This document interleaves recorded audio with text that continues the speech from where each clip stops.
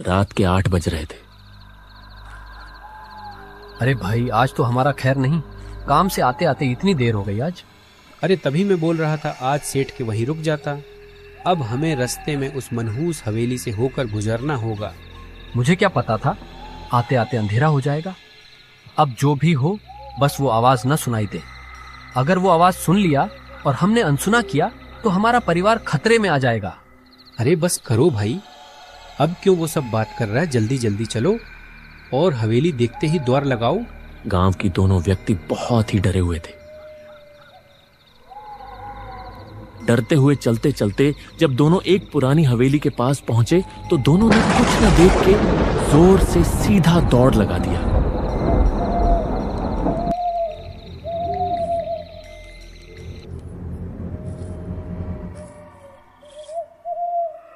और दौड़ते दौड़ते दोनों हवेली से काफी दूर आने के बाद रुके।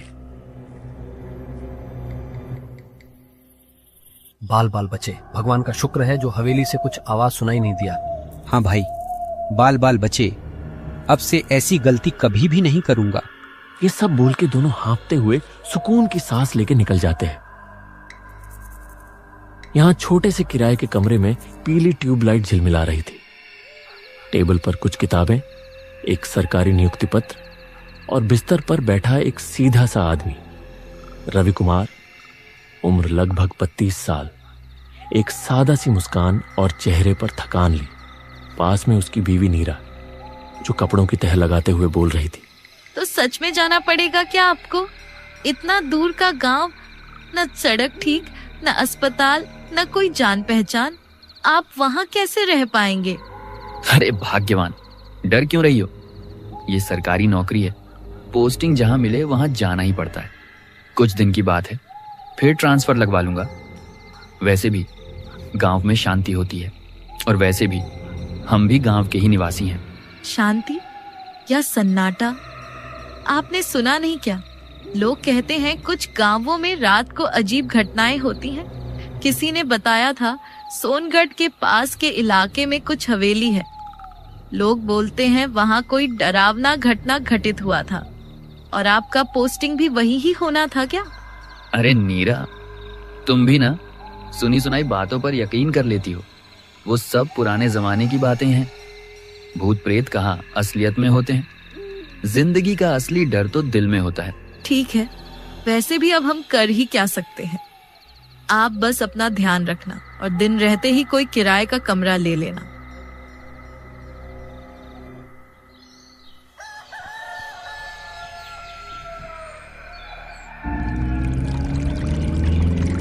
सुबह का मौसम सुहाना था। रवि नीरा से विदा लेके बस पकड़ने जाता है, लेकिन बहुत समय रुकने के बाद भी रवि को सोनगढ़ जाने का सीधा बस नहीं मिल रहा था। काफी समय इंतजार करने के बाद आखिरकार उसको एक बस मिला जो सीधा उसको सोनगढ़ पहुंचा देगा।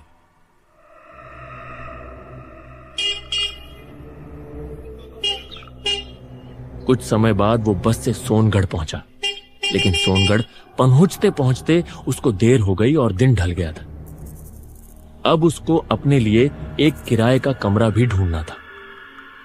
इसलिए वो सोनगढ़ गांव के भीतर जल्दी जल्दी चल पड़ा।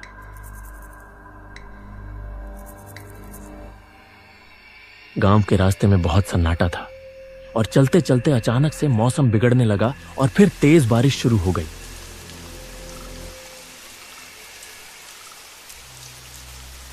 ओहो, ये बारिश भी ना अभी ही आना था इसको भी। अब तो पूरा भीग जाऊंगा। मुझे जल्दी से अपना सिर छुपाने का कोई आसरा ढूंढना पड़ेगा।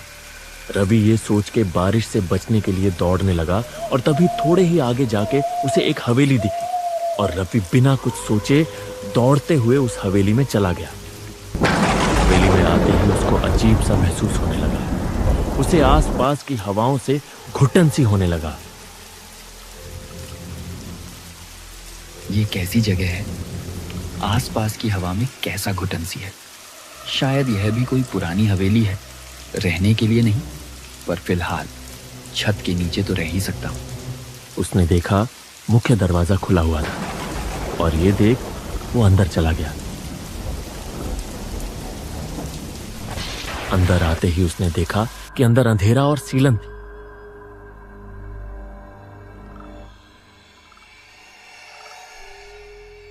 उसने एक कोने में बैग रखा और सोचा, बस थोड़ी देर की बात है, बारिश थम जाए तो निकल लूंगा, गांव अब ज्यादा दूर नहीं होगा। लेकिन तभी ऊपर से कुछ गिरा, ठाक से। रवि ने सिर उठाया और देखा शायद कोई लकड़ी गिरी होगी, पुरानी हवेली है, टूटी फूटी होगी। उसने फिर नीचे देखा। अंधेरे में उसे कुछ ठीक से दिख भी नहीं रहा था। उसने अंधेरे में जैसे तैसे देखा कि दीवार पर किसी बच्चे की उंगलियों जैसे निशान थे, मिट्टी में गड़े हुए, जैसे किसी ने अंदर से बाहर निकलने की कोशिश की हो। यह देख रवि थोड़ा डर गया और पीछे हट गया। तभी ऊपर से किसी की हल्की सी सिसकी सुनाई दी। मुझे मुक्ति चाहिए, मुझे मुक्ति दो। रवि का दिल जैसे रुक गया। उसने कांपते हुए अंधेरे की तरफ देखने की कोशिश की और देखा सीढ़ियों पर एक छोटा लड़का खड़ा था। सादे कपड़े, नंगे पांव, आंखों में लाल चमक और चेहरे पर अजीब सी उदासी। तो तुम कौन हो बेटा? यहाँ क्या कर रहे हो?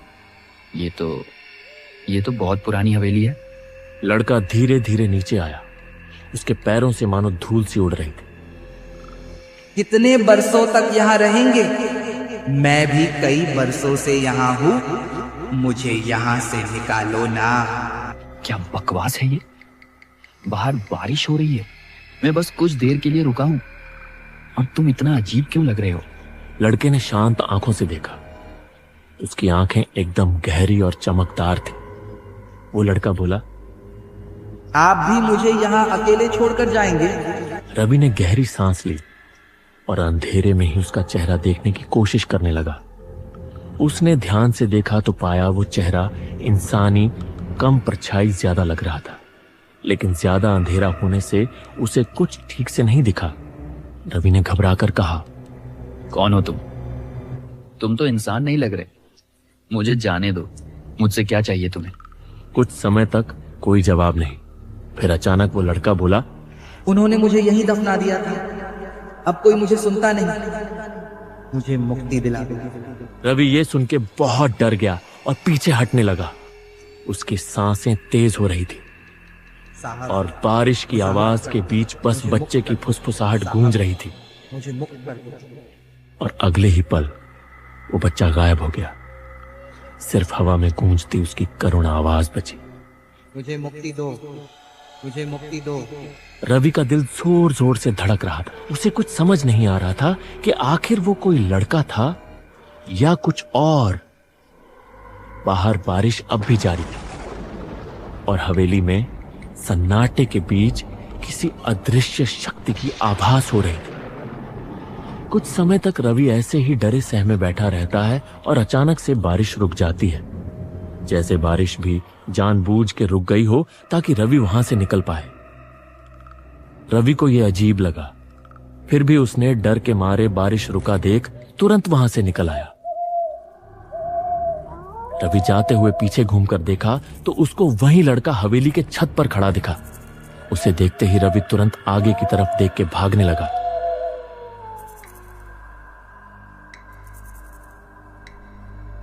कुछ समय बाद जैसे तैसे लोगों से पता करके गांव के स्कूल की प्रधान शिक्षक के घर पहुंचा।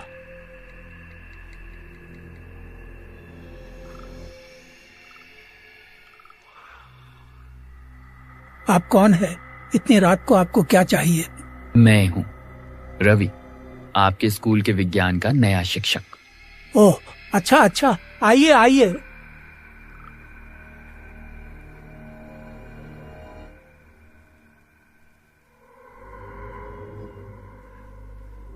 मुझे बोला गया था आप दिन में आएंगे। मैं आपकी अपेक्षा कर रहा था, लेकिन आप आए नहीं तो मुझे लगा शायद आप कल तक आ जाएंगे। लेकिन इतनी रात को आने की क्या जरूरत थी? और आप डरे हुए भी लग रहे हैं। मैं जो सोच रहा हूं जरूर वही हुआ होगा। आना तो दिन में चाहता था, लेकिन बस नहीं मिल रही थी, और जब मिली तब आते आते शाम हो गई। और रास्ते में जो हुआ मेरे साथ उसे देख के तो मेरी रूह कांप गई, ऊपर से वो अजीब सी बारिश। मैं सब समझ गया। आखिर आपके साथ क्या हुआ? आप किस्मत वाले हैं जो वहाँ से निकल आए। गांव में अफवाह है बहुत पुराने। अफवाह? कैसी अफवाह? आप जरूर उस हवेली के पास गए थे और वो हवेली भी आपको उसके पास खींच ले गई होगी, क्योंकि यहाँ तो कोई बारिश नहीं हुई और जरूर आप जब हवेली के पास पहुंचे तो बारिश हो गई होगी। हाँ, ऐसा ही हुआ था। लेकिन वो अफवाह क्या है? अफवाह नहीं, श्राप कहो। गांव के लोग और हम सब मानते हैं कि जो कोई भी रात को उस हवेली के पास जाता है उसे कुछ आवाजें सुनाई देता है या कोई परछाई दिखाई देता है, और अगर उस आवाज को कोई अनसुना करके आता है तो वो और उसका परिवार नींद में ही मरे हुए पाए जाते। हालांकि अभी तक गांव के किसी भी व्यक्ति के साथ ऐसा हुआ नहीं, क्योंकि रात को कोई उस हवेली के पास नहीं जाता है और भूल से चले भी जाए तो सीधा दूर भाग जाते हैं। लेकिन मैं तो हवेली के अंदर ही था और नहीं मैंने सिर्फ आवाज सुना था। मैंने तो वहां एक बच्चे को भी देखा जो कि परछाई जैसा लग रहा था। वो बिल्कुल भी इंसानी बच्चा नहीं लग रहा था। रवि के मुंह से ये सुन के हेडमास्टर की आंखें जैसे फटी की फटी रह गई। वो डर से दहक उठा था, साथ ही उसे रवि के लिए बुरा लग रहा था। रवि, ये तुमने क्या किया? कुछ भी हो जाता, लेकिन तुमको उस हवेली में नहीं जाना था। अब आगे क्या होगा तुम्हारे साथ, ये सोच के ही डर लग रहा है। ऐसा पहली बार किसी के साथ हुआ है। गांव वाले अगर ये जान लेंगे तो तुम्हें गांव में रहने भी नहीं देंगे। रवि हेडमास्टर के मुंह से ये सब सुन के बहुत डर जाता है।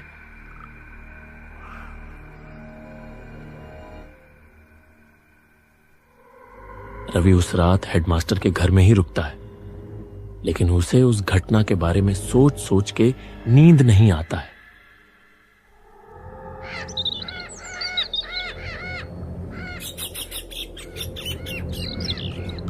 अगली सुबह रविवार का दिन था। रवि डरते हुए हेडमास्टर से बात करने लगा था।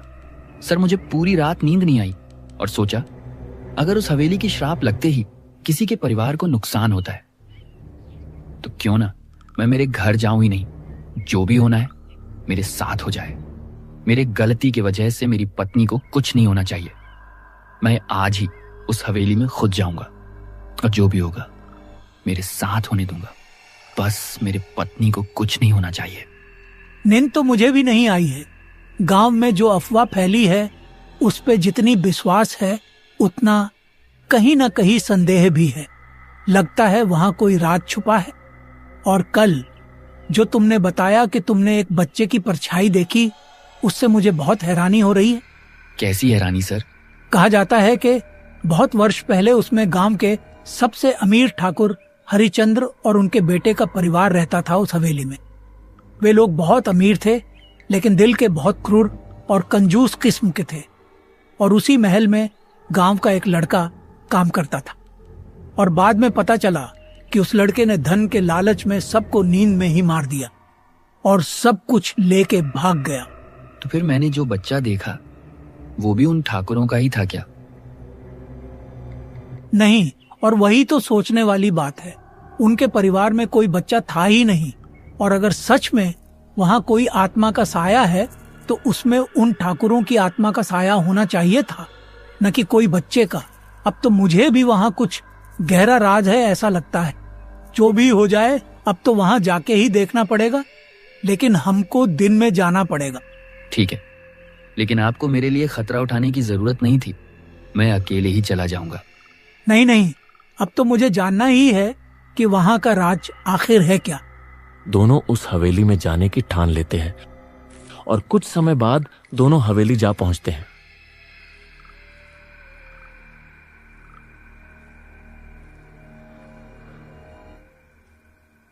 दोनों ने भीतर प्रवेश किया। भीतर दिन में भी अंधेरा था। रात के मुकाबले कम था, लेकिन देखने में बहुत भयानक लग रहा था। रवि सीधा जोर जोर से बोलने लगा। कौन हो तुम? और तुमने कल रात को मुझे यहां क्यों बुलाया? मुझे पता है कल रात तुम ही मुझे यहां खींच लाए थे। क्या चाहिए मुझसे? रवि, ऐसे बोलना ठीक नहीं रहेगा। हमें नुकसान पहुंचाएगा वो। रवि कुछ बोलने ही वाला था कि अचानक दूर वही बच्चा दिखता है, लेकिन इस बार वो बच्चा पूरा साफ साफ दिखाई दे रहा था, जैसे कोई गांव का मामूली सा बच्चा हो। तुम ही हो ना? तुम ही हो जो कल रात मुझे दिखे थे? रवि, इसे देखकर तो ऐसा लगता है कि ये वही लड़का है जो हवेली में काम करता था। बहुत सालों से चली आई हुई कहानी सुन के तो ये वही बच्चा लग रहा है। हेडमास्टर रवि को ये सब बोल ही रहा था कि तभी वो बच्चा अचानक से उनके एकदम करीब आ गया। दोनों ये देख बहुत डर गए, लेकिन फिर उन्होंने देखा कि उस बच्चे के चेहरे पर दुख साफ झलक रहा था और वो रो रहा था। मुझे पता है तुम हमसे कुछ कहना चाहते हो। बताओ क्या कहना चाहते हो और क्यों गांव वालों पे अपना श्राप देके रखा है? रवि के ये पूछने पे लड़का कुछ समय तक कुछ भी जवाब नहीं देता और माहौल एकदम सन्नाटा पड़ जाता है। बस ठंडी हवा की आवाज आ रही होती है। कुछ समय बाद वो बच्चा बोलने लगता है, मेरी मदद कर दो, मुझे मुक्ति चाहिए। मुक्ति? हाँ, कल भी वही बोल रहे थे। आखिर क्या मुक्ति चाहिए तुम्हें? तुम्हें हुआ क्या है? सब बताऊंगा। कोई भी नहीं सुनता मेरी बात, सब डर कर भाग जाते हैं। तुम दोनों पहले हो जो खुद यहाँ आए हो। हम नहीं भागेंगे, हमें सब बताओ। कई वर्ष पहले की बात है। मैं अपनी माँ बाबा के साथ इसी गांव में रहता था। बाबा बीमारी के चलते ठीक से काम नहीं कर पाते थे और घर चलाने के लिए मैं इस हवेली के ठाकुर हरिचंद्र के पास काम करने आया था। वे लोग मुझे रोज की सब काम करवाते थे और अगर मुझसे कुछ भी गलती हो जाती थी तब वो लोग मुझे बहुत मारते थे। एक दिन जब मैं सफाई का काम कर रहा था, मुझसे गलती से एक उनकी पुस्तैनी कलश टूट गया और ये देख के ठाकुर के बेटे ने गुस्से में आके डंडे से मेरे सिर पे मार दिया और मैं वहीं तड़पने लगा। मैं खुद को तड़पते हुए मरते महसूस कर रहा था, लेकिन मैं कुछ कर भी नहीं सकता था, इसलिए मरते समय उनको अभिशाप दे गया। तुम लोगों ने जैसे एक छोटी सी गलती की वजह से मुझे इतनी बड़ी सजा दी है, वैसे ही तुम लोग भी इस पाप का सजा खुद ही भुगत के मर जाओगे। लड़के के मरने के बाद सब लोग उसके लाश को अपने हवेली के तहखाने में रख देते हैं।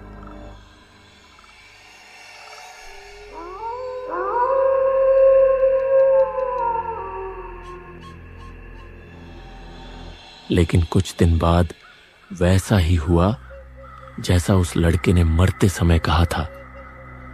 उनके कुएं में एक जहरीला सांप मर जाता है और जब सब लोग वो पानी पीते हैं, सब रात को अपने अपने बिस्तर में ही मरे हुए मिलते हैं। गांव वालों ने जब देखा कि सब लोग रहस्यमयी तरीके से मरे हुए थे, तब लोगों ने सोचा कि मैंने सबकी हत्या करके उनका धन लेके कहीं दूर भाग गया। और फिर गांव के लोगों ने ठाकुर के परिवार का अंतिम संस्कार करके मेरे माँ बाबूजी को गांव से निकाल दिया और जंगल में भटकने के लिए छोड़ दिया। मुझे तो पता भी नहीं चला कि मेरे माँ बाबा ने अपनी आखिरी समय में क्या कहा और कैसे बिताया। मैंने सोचा था कि मैं उनको एक अच्छी जीवन दूंगी, लेकिन मेरी वजह से वे हत्यारे के माता पिता कहलाए और मैं बेबस होकर इस हवेली में कैद हो गए। रवि और हेडमास्टर लड़के के मुंह से ये सुन के बहुत उदास हो गए और लड़के की दुख भरी कहानी सुन के दोनों के आंखों से आंसू निकल गए। बहुत बुरा हुआ तुम्हारे साथ। ऐसा किसी के साथ भी होगा तो उस पे क्या बीतेगी मैं समझ सकता हूं, लेकिन कृपया तुम गांव वालों को नुकसान मत पहुंचाना। हम तुम्हारी मदद करेंगे। हम करेंगे तुम्हारी अंतिम संस्कार और सब गांव वालों के सामने ये सच्चाई लाएंगे। अब सच्चाई किसी के सामने लाने का कोई फायदा नहीं है, लेकिन तुम लोग मेरा अंतिम संस्कार कर दो। कम से कम मरने के बाद तो मैं अपनी माँ बाबा के पास जाके अपनी दायित्व न निभाने का माफी मांग पाऊंगा। ठीक है, हम करेंगे, लेकिन हमें ठीक से करना क्या होगा ये बता सकते हो? तहखाने में मेरे शरीर को रखा था उन्होंने। जो अंश मेरे शरीर की बची होगी उसको ले जाके पंडित से चिता पे अग्नि दे दो, मुझे मुक्ति मिल जाएगी। कुछ समय बाद दोनों तहखाने से उस लड़के की शरीर की बची कुची अंश को ले जाके पंडित से चिता पे अग्नि दे देते हैं।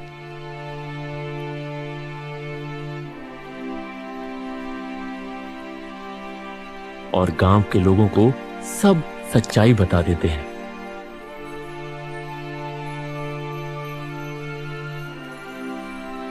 थोड़े ही देर बाद सब लोग देखते हैं हवेली से एक रोशनी ऊपर की तरफ जा रहा है। सबको ये देख समझ आता है कि उस लड़के की आत्मा को अब मुक्ति मिल चुकी थी। सबको उस लड़के की कहानी जानकर दुख होता है। सबकी आंखें उसके बारे में सोचकर नम होती हैं।